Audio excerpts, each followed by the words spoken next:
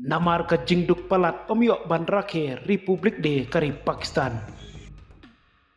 Kandai kasin kabaning kongdu haka history jong kari Pakistan.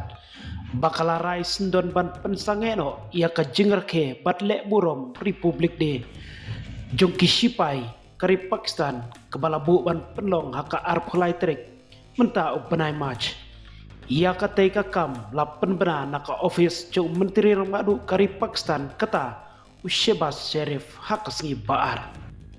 Ia kani karai lasim halor ka jing kapalami namar ka jing thut haka jing penpoi umpnyang namar ka jing yai peteng katma habreng ka US Israel bat ka Iran. Labtha ia baro kitnat baper bakin rakhe. Ia katai kasngi halak kijong kijaka bat kisnat trekam bakan omlong kabathli hakat katai kasngi kabakrautam jong kari Pakistan. Kenang bahakum katai kasngi kanyai pateng lapateng.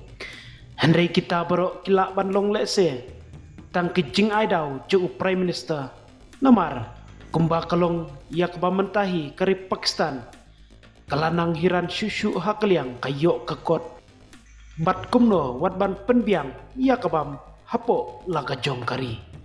Shehbaz Sharif ula penbena bakum keni kesin jam kabala sim kerki kalong ban penduna hakaliang kumno ban like ka penserwakai ya ka pisa jong ka sorgar bat ban penek pensa ya ka boarding kadba kador jong ka umpnyang haka pertei kala nangkiu nadu bakatma kelas tang palat artayo tamda kari Iran kelahir tma ya ki katuk ni kilingkit umpnyang ha golf bat kalakhang ya ka duryau ba hormos kalenti banyo ya ka shibenta nakasan benta jong ka umpnyang haka pertei bat kala penkiudor ya ka boarding haka pertei.